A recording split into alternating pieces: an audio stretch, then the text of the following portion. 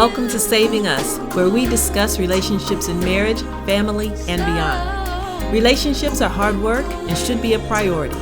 These discussions are here to help you navigate the waters of insecurity and frustration and hopefully guide you to a place of peaceful fulfillment in your own relationships. Hey everybody, we are back to episode 10 of Saving Us. We are your hosts and hostess, Deetra and Michael, here with another episode. So we're going to get right into it. Positive words of the week, right? So my word, I don't know if you can take it positively or negatively. I don't know. But my word is banal, and it means banal. Lacking in originality. Oh, okay. So are you banal? Is what you do banal? Or are you authentic and original? Something to think about. Okay, authentic and lacking originality. I think I said something to think about. Okay, then my word is truculent. Truculent. Truculent. That means aggressive and self-assertive. So that could be positive or negative also. I mean, truculent could be used in a good way, where you're aggressive, but it often it's used like when he got drunk, he was truculent, meaning you just aggressive. Yes, aggressive, ready to argue. Oh, argumentative. Argumentative. Cantankerous. Yeah, there you go. That's surly. What I'm talking about. Yeah. Just mean and surly. Mean and surly. Yeah, exactly. So truculent, there you go. So add that to your vocabulary list. Truculent or banal. Yeah. And don't become truculent if someone says you are banal. Just change. That's right. You can do it. You can do it. Okay, our next segment is accountability. So we talk about our finances and we talk about our health habits. So we were able to add the $100 last week, right? Yeah. So to our monthly bill that we're trying to pay off. The next one we're trying to pay off. So we haven't adjusted anything yet. That will be next week's show right. When we will meet together again, probably at the end of this week, and talk about those types of things. But I will say that I have been spending a lot of money because it's warm and on my yard, I've been spending plants. Yes. I didn't know buying plants can be so expensive. Yes, and it's flowers and such. But I did buy perennials. So perennials, if you don't know, are flowers that bloom every year. You don't have to replant them. I thought that was annuals.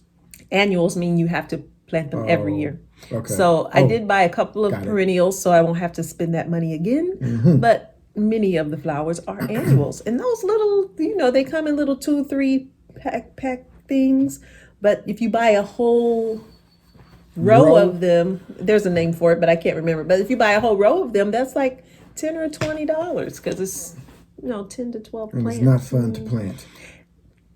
Fun? I don't like it. It is fun. I don't like it. It's not. Is it fun? I think it's calming. It's peaceful to plant. For you, it's stressful. For me, I don't like it. Why is it stressful? You're just putting something in the dirt. I don't like it. I don't like being outside planting stuff. Well, I just cut the grass. And you don't like that too much either, though. Well, but I can do it. I got my headphones in, so I can listen to something. Yeah, I actually requested his help. This was the first time I ever requested your help, isn't it? In planting? No. In planting flowers? Well, we put down mulch. Is that the same? It's not the same thing. Before you helped put mulch down? Yes. But you did, like when we made the border around the right, yeah, boxes and stuff, yeah. you did that. I did that. You did the help bricks with and that. all that. Yeah. So he has helped before. This is just his first time this year. And I didn't give him any options. I said, you're going to help me put these plants in the ground. Lord have mercy. And he was tearing up the plants. The little, what do you call them? What are the plants that I got? They're called stupid plants. I can't remember the name of them, but they're like 4 in a little pack. They're stuck. You just have you to can't get them out. Push They're them stuck. out. He was pulling the plants out. They were falling all apart. They're stuck in there. What you want me to do? You just gently kind of squeeze them out, and then they stay intact. Then you just lay them in the little hole you've made. It wasn't happening. I did everything gentle as I could. Yeah, it was like bull in a china shop a little bit with those plants. But we got them planted, so that was good. I do have some empty spaces though that I have to fill. So just Well, a few more plants, not that many though. I think you should just let that be artistic. The space, Yeah, just let it be. the open space. Sometimes you just got to have some space. Oh God. Okay. Yeah, but that's been fun. But I have to discipline myself not to overspend because it's just something I want to do and it's not a necessity. So there you go. All right. So moving on.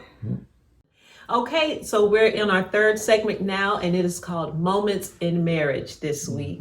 Today, we have a couple of guests with us. We don't have guests often, so you guys are special. Yes. Today, we have Al and Carrie Pagliaro. I don't know why your name just left my mind. Al and Carrie Pagliaro, who are members of our church, the Life Church in Bloomington, Indiana. How are you guys today? Doing great. We're fine. Good. I'm so glad to have you. Yes, well, thank you. It's good to be It here. is Yeah. very good. Al and Carrie have been friends of ours for a long time. Al and I have known each other, I don't know how many years, back 25. Probably 25, maybe 25 years. Yeah, about 25 years or so. We used to pray together early in the morning. Yeah, before work. Before work, yep. I Pray remember for an all that. hour at the Life Church, and then we'd split for the rest of the day. Yep, that's right. Yeah. And Al has written a book called The Marriage Matrix. And so, talk a little bit about your book. Okay, well, it just so happens I happen to have a book of the Marriage Matrix. Happens to have one with him. I happen to have one with me. This book came about because I did some marriage counseling, but I'm not a counselor for the church. My first pastor called me a marriage minister, which I didn't think I was worthy of doing, but with the Holy Spirit, I found that we had a lot of success. So this book came out of some of those lessons, and some of the book was actually my personal life. So I think we can all reap the benefits of the experience of the good things that happen and the experience of the bad things that happen. So today, the culmination of all of those things is in this little book available on Amazon. I'm not sure how you get it, but Amazon is the place to get the book. And of course, my wife supports me in this, and that makes it okay. That does make it okay. So, Yes, absolutely. You can go to Amazon.com. You'll see it right there on your screen to get a copy of this book. So get one. Get one. The Marriage Matrix. How It's much very, are the very books? good. How much are they? $8.99 or $9.99? it's $9.99 Yeah, if you- for the paperback, For the paperback. Yeah. but I think it's $4.99, is it, on Amazon? Yeah, for the Kindle. Yeah, Yep. I think so. A Kindle, yeah. But it's worth it. Whichever it is worth every penny. So if you're married, if you've been married a long time, or you're thinking about getting married one day, then you need the Marriage Matrix. Yeah, and it's an easy read. It's not a religious book per se, but it uses biblical principles to strengthen a marriage. And it's all in the Bible anyway, but I capsulized it in this book. So you don't have to read the whole Bible to take advantage of it. Yeah. Amen to that. Yeah. Carrie, how long have you been at the church? Do you remember when you first Well, came? I originally was here in 1990. Right. It was a long Okay. time Yeah, ago. okay. And then around 94, left the church, and then ended up coming back in 2004. Right. Okay. When I was divorced and I had 2 small children at the time. Yeah. Uh-huh. And God called me You back need to here go to to this church. church. You Yes. need to go to church if you got 2 small kids and you're a Yes. single mom. Yes. She said God called her back to this church, but I was praying. Okay. I was So you had a praying part for in a that wife. too. He had a part, I guess. Okay. That's So, good. yeah. Amen. Amen. So let's get into that. You said God called you back here after 10 years of being away. You lived in Bloomington that whole time? Yes. And he was praying for his wife to come at that time. So tell us how you got together. What is your origin story? Well, originally, I had been actually married and divorced 4 times Okay. in my life. Okay. Okay. I was a very broken mess. My life was just, I had hurt a lot of people in my life. I was very broken, and God got a hold of me in 2004 when I separated from husband number 4, had to file a restraining order. just everything just fell apart.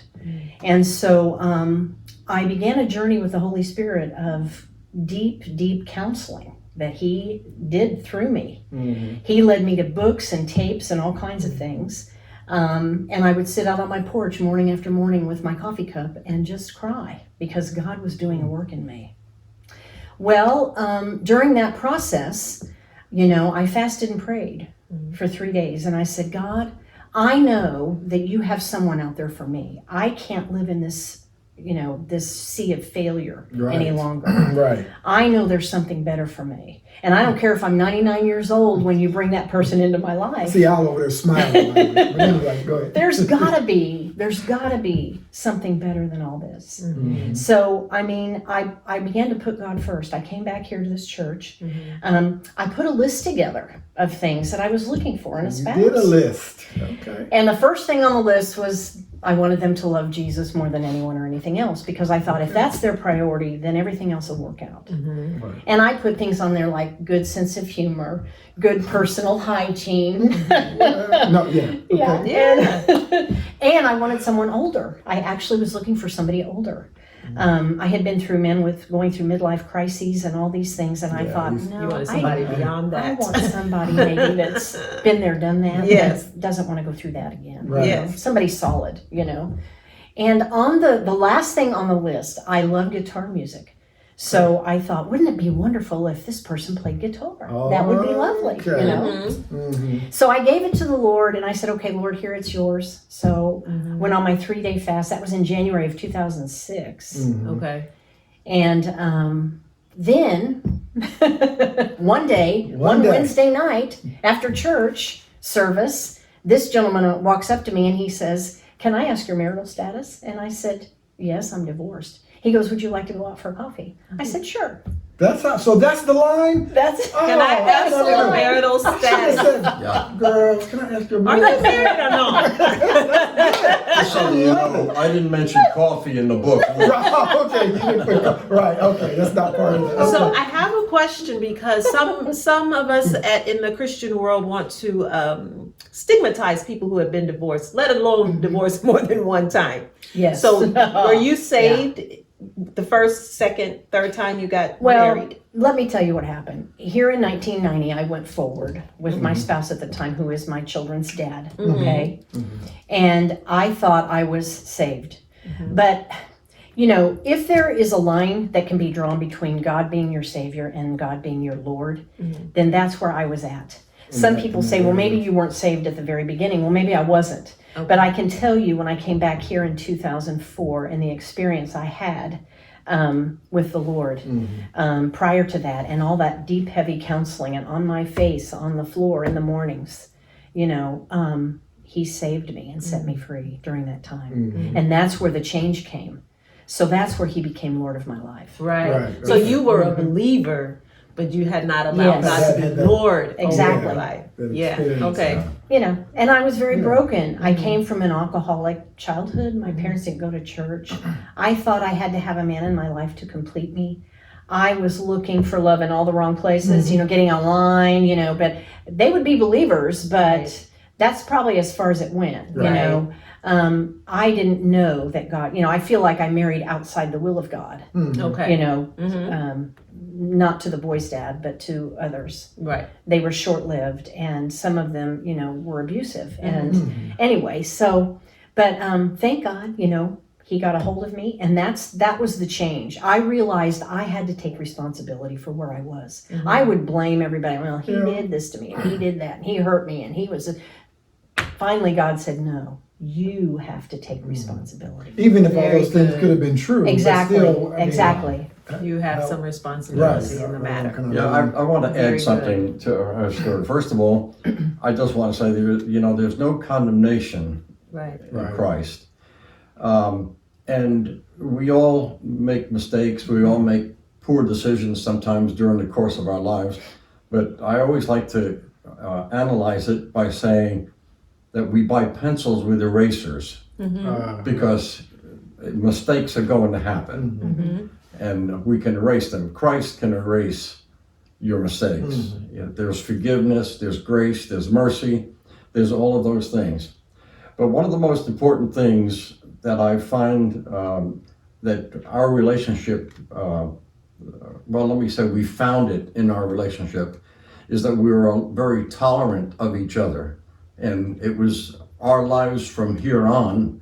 I don't have to know my wife's background. She doesn't have to know my background other than the basic stuff. Right. Yeah. But I don't need to work on the history because that's just giving evil a foothold. Mm-hmm. In our particular case, everything was joyful. Everything was from now on. But we exposed ourselves mentally and spiritually at the very beginning. And we found, you know, it's strange, but I like to use the analogy, it's like buying a car. You know, you look at it and it looks attractive to you, and then you want to see, does it have seat belts? Does it have backup lights? Right. Does it have mirrors? Does it have tinted glass?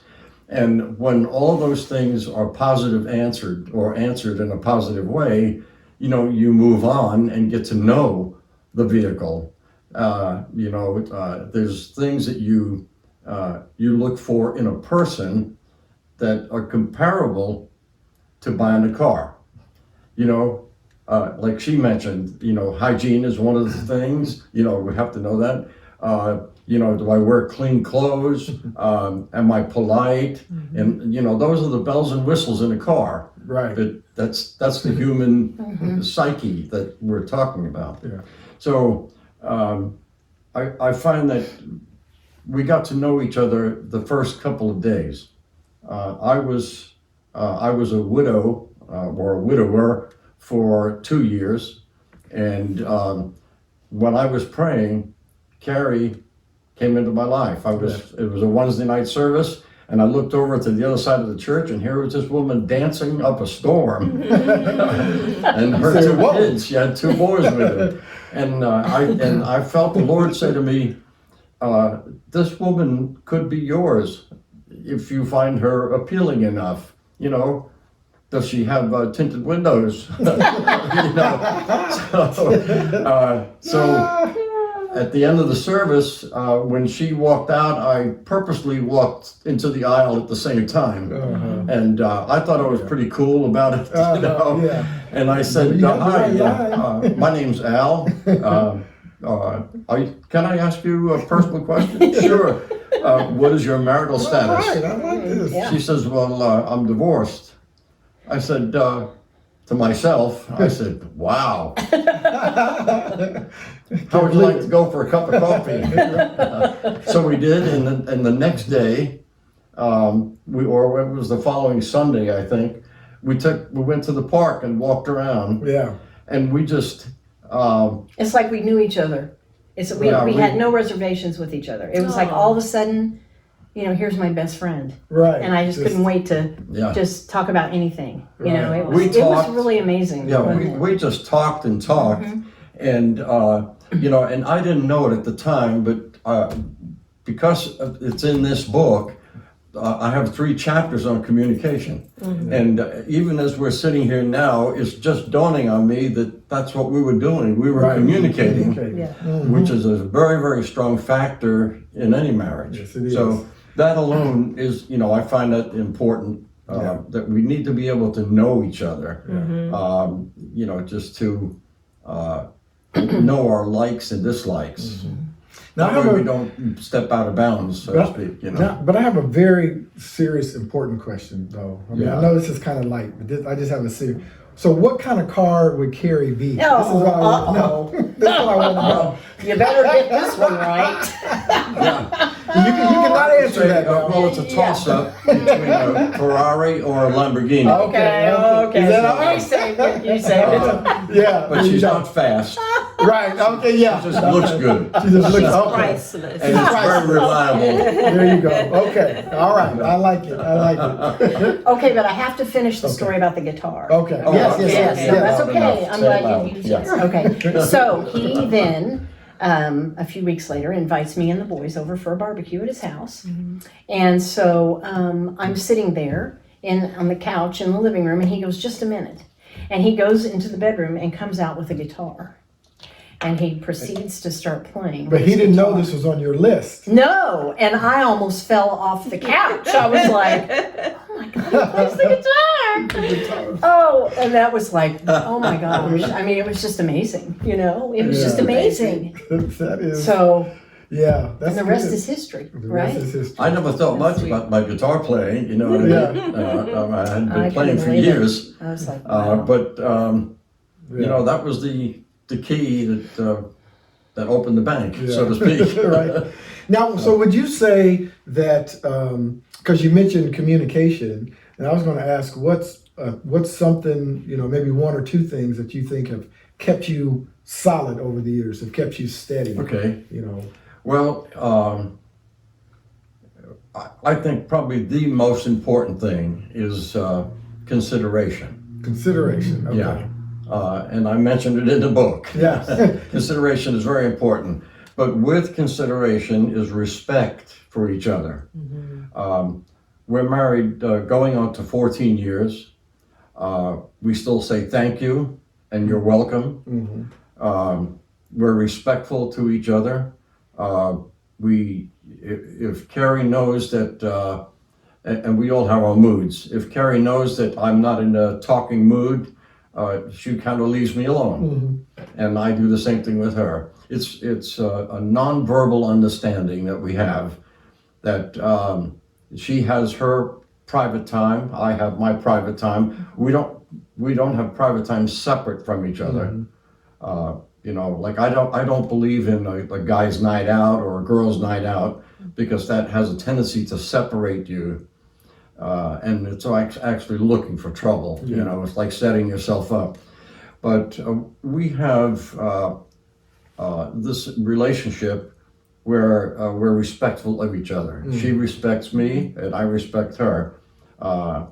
She, as you know, she dances, and I support that with all my being. And she knows the things that I like. I enjoy flying. I enjoy fishing. You know, these little things, and she's respectful of that. Right. Okay. As a matter of fact, she knows that I used to own a gun shop, so she said that she'd like to go skeet shooting one day. Yes, So we just haven't done it yet. Okay. You know, it's not on the priority list, so to speak, but it's up there that we're going to do it, and probably won't be too much longer from now. I mean, it's been 14 years she's been asking. Right. So at some point, so consideration. Now you got to consider the other person. But that's the kind of thing that it is. Yeah. It's respect for each other and consideration. Okay.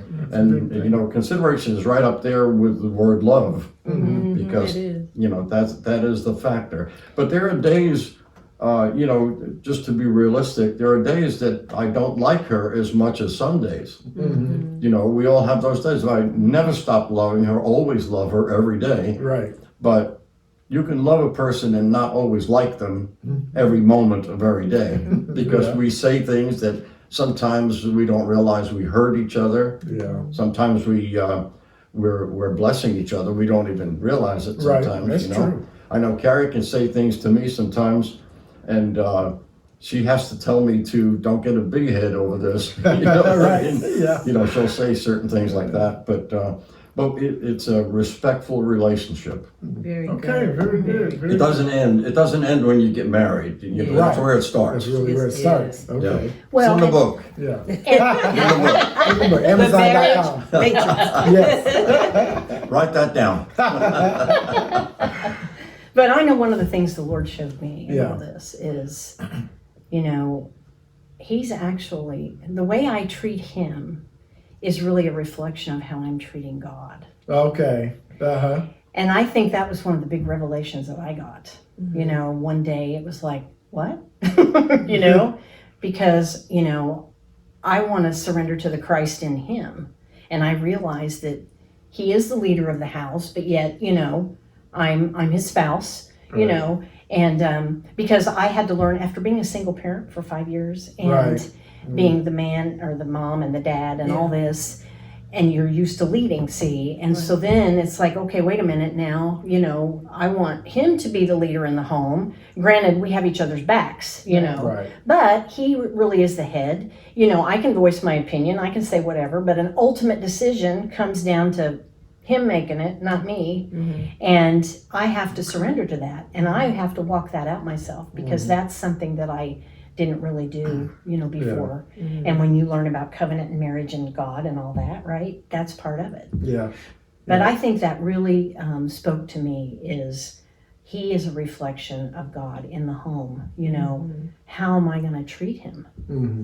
And when that when that comes to you, it's like, whoa, that's a big deal to me. Yeah. How am I going to treat him? Well, a lot of people would call that old school thinking, is what. Maybe, yeah. But nothing ever goes out of style if it works and it's true, right? That's true. I know of couples that the woman would always say, he's the head of the house, but then he would say, she lets me be the head of the house. Yeah. I heard somebody say one time that he said, I make all the big decisions in my house. If there's any big decision, I'm the one who makes it. Luckily for me, we've never had a big decision yet. But if there ever is one, I'll make it.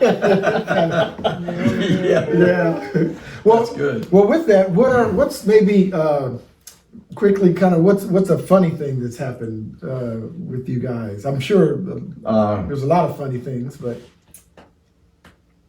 Take your pick. There's 365 days a year. You have something in mind? Well, I was telling you guys, it's one of the things that when Al and I met, and here he had been married 48 years. Now that was longer than I'd been alive at the time we met. He'd been married for He had been married Wait a minute. to his first wife. His first wife he was married to he's for asking me. 48 years. And that's longer than. I had been So like she alive. wasn't even 48 when No. they met. I just had to take that in for a moment. Yeah. Wow. And I thought, I know, think about that. and I'm thinking about this, and I'm saying to myself, and I've been married and divorced 4 times.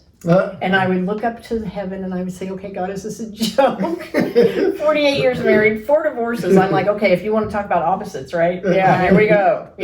Maybe it was what I needed. God knew what I needed. So here he brought you into my life. But, to begin with, I was very intimidated by Al. I mean, he was an elder in the church. He was the pastor's prayer partner, your prayer partner. Yeah. And here I was. And, you talk about people in the church, well, look, she walked in, what's wrong with her? She's been married and divorced 4 times. Are you kidding? So that was something to overcome. Right. So I think the irony of all of this, truthfully, is because she was divorced 4 times, and here I wrote the premarital course back then. I wrote a premarital course, and God put us together. So I think God has a sense of humor. You know what I mean? Look what He can do. Right. You know what I mean? Yeah. Right. So I wasn't desperate to get married. I was a widower. I wasn't desperate, but of all people in this whole world that God could have put in my path, He put a woman who had been divorced 4 times. And had 2 little kids. Had 2 little kids. Yeah. 2 little kids. And, how old was your son at the time? at the time, 2 years older than me. Okay. That's what I was going to say. You had to be older because you were married for 48 years. I can't believe I have a 63-year-old son. You know what I mean? Right. He was born in 58. Right. So, Okay. so he's not my son anymore. He's my friend. Right. Yeah. He's my buddy. Yeah. That's where it becomes. Yeah. But we have every day is a new experience with us. Yeah. We have a lot of joy, a lot of happiness. We have our disagreements sometimes, but all in all, we're a happy couple. Yeah. You can laugh That's together. Well, that's important too. It is. The catalyst here is Jesus. I like to say, like if you look at a triangle with Jesus at the top, I'm sure you've seen this before, and Carrie's in the lower left-hand corner, and Al is in the lower right-hand corner. And as we get closer to each other, we're getting closer to Jesus at the top. So it's like a triangle. Yeah. But we have, the Lord is is the predominant factor in our relationship. Right. That's good. You know, That's good. we respect our moods. Sometimes I feel dry. Sometimes I feel very spiritual, and the same with Carrie. She's spiritual all the time. Yeah. So, Yeah. you know, but Makes you feel yeah. backslidden. Yeah. Yeah, I feel backslidden. Not really, but Right, I know. you know, it makes me feel like you know, I could do better, and it's a challenge, really. Not in the worst sense of the word, but she always, her life makes me want to do better in my life. Right. You know, So when it comes to the Lord. I'm thinking that, Carrie, you said you wanted to treat him in the way you treat God. But then as he's talking, it seems like he doesn't make that too hard for you, because True. his goal That's true. is to be close to God and to treat you with the consideration that God treats his children. Yes. So this is for the ladies out there. That's true. Supporting or getting under the mission of your spouse, your husband, is not hard when your husband is True. seeking God, because they make it a little easier Yes. for you Yeah. to That's do. true. Because it's our human nature not to want to be under anybody. Right. We want to As control. humans, Right. You Yeah. don't want to do that. That's right. Yeah. But when you see that your husband Yes. is doing his best to honor God and honor you Yes. at the same Honor you time, too, yeah. it makes it so much It easier. does. Yeah. It does. Yeah. And you know, he was a caregiver for many years of his relationship with his deceased wife. And you know, that spoke to me too. You know, he's a very caring, loving, generous individual. He really is. And I feel so spoiled, and he's a great cook. It's like, There you go. Now we're getting so down to I it. am All the extremely time, spoiled. all the Italian men cook. Yeah. That's wonderful. I know. So, thank you, God. That wasn't on my list, but Yeah. boy, that was a plus. I cook in an apron and I sing opera while I'm cooking. Yeah. There You know, you when I go. make the What sauce. else and can then you- I'm saying, don't quit your day job singing. That's I love the it, cherry don't on the forget- top.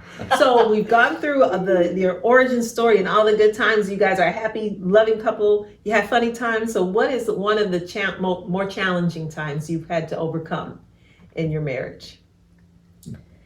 I think, Yeah, didn't he? I think it's raising teenagers. Yeah. You know, when the Yeah. boys got to be teenagers. And we actually took a class here. What was it? Something about Raising the- kids Growing God's way. kids God's way. Growing Like that. kids God's Growing way. kids. Yeah. And that was very helpful. But, Yeah, you know, that's poor Al here had been through that already with his Right. son. Right. And now he's going Yeah. through it again. Yeah. You know. Well, that's good. You And know, we would go places and they'd say, is Gramps paying today? that was- Because they always yeah. thought this was Well, there's a Grandpa. right? 25-year difference between You know. us, so Okay. people automatically think I'm either, I father. joke around with people and I tell them, this is not my daughter. Right. It's my wife. Yeah. Right. Right. Yeah. Yeah. But you know, I want to say so. I don't know how much time we have left, Keep going. but just let me say this: when you are in a relationship with your spouse, if you speak to them like they are at a level higher than they actually are, I don't know if I'm explaining this properly, but if I talk to her like she's the best and the greatest dancer in the world for the Lord, she'll, in her own life, she'll want to meet that level of my expectancy of her. And she does the same thing with me. So, and we do it with people. If you have somebody, if you're mentoring somebody, and you create a relationship where you think more of the person than they think of themselves, they will move up Yes. to become better. Yes, I understand So that. that's just a key factor in our relationship. I even if Carrie is doing, I've never seen her do a bad dance, for instance, to the Lord. I've never seen her do that. But even if she did, I would encourage her that it was the greatest one dance that I've ever seen. Right. And, you know, because that's important. That's important for her happiness, you know, and in turn, it becomes my happness. Right. Because you know what they say, if grandma ain't happy, ain't nobody happy. You know, something like that. Something like that. Something like that, yes. That's good. So, Yeah. So just raising the boys through the teenage years was the most challenging. It was very Yeah. challenging. And it's a blended, you know, here they were coming in and they were having not good relationship with their own father. They didn't have a good role model there.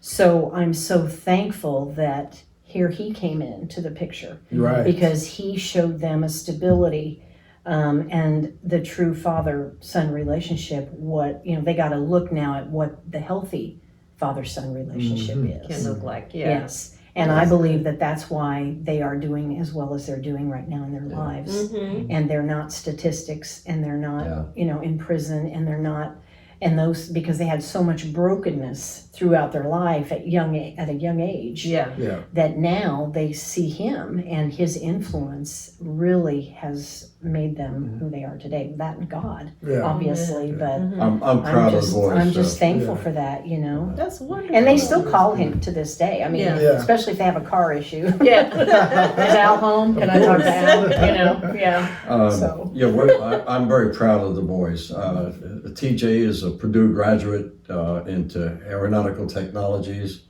and Trent has become like an outstanding father. He's got an adopted child and two natural born children, and I'm so proud of him. He's made a great father. Really good. Makes me happy. Well, I'm sure you have a big influence. Yeah. Exactly. And we're in touch all the time, And till this day, when they come to visit, when we part company, it's always a hug and I love you. And that's great. It's a great feeling. Yeah, that is good. They're 25 and 26 now. Is that right? They're 26 and 27. So, there you go. see how time flies? I know. And that's a great reward to see your children parenting well. Yes. For you as parents. I imagine that. That would TJ be hasn't great found the reward. right one yet, but God's got somebody for him. It's in the book. Yeah, it's in the book. Yeah. You know that commercial that's the most interesting man in the world? He's like going all over. You ever seen this commercial? That's this commercial on TV. This guy says, they say he's the most interesting man in the world. He does all. I think it's a beer commercial or something. I don't know. But you two are the most interesting couple in the world. You get that title. We're diversified. Diversified. Well, we just want to thank you guys. Thank you guys. We today. really appreciate you. Well, the pleasure was ours. It's been a pleasure, yes. It's wonderful. Definitely. And don't forget that Mr. Out has written this book, The Marriage Matrix, that you can pick up on Amazon. Amazon.com. And Michael has put the link, correct? Yes, you got the link. You see it Look right below. You can click the link to go to order the book. We thank Al and Carrie for sharing with us on that last segment 3. But now we're moving on to our 4th segment. How do you really feel? Now, after listening to that happy couple, that have been through those challenges, totally separate on the pendulum, opposite situations when they came together, made it work. Did it make you feel hopeful? I hope or helpless? I don't really have an opinion about that, but we're going to talk about how we really feel about other things. What do you think? Well, we're going to talk about how we really feel personally today. Not personally about other things, about how we feel ourselves. Every week I talk about how I feel myself. Do you? I thought we talked about like how I feel about the ozone, or how I feel about this subject, or how I feel about fatherhood, or how I feel about whatever. Yeah. Okay. Yes, that's true. This week we can do either we're one, not though, I guess. Doing that. This week we're talking. So I'm gonna say how I feel is I feel worn down. Yes. I think I just need some kind of refresher. I need somebody to take me to an island. And if they did that, I think I would feel better. I would be recharged and refreshed. You think you would be recharged and refreshed? Yes. Well, you just have to pray about that. And, okay. We'll see what happens. See what happens? Yeah. Okay. Just see what happens. I'll pray. I'm going to use my faith.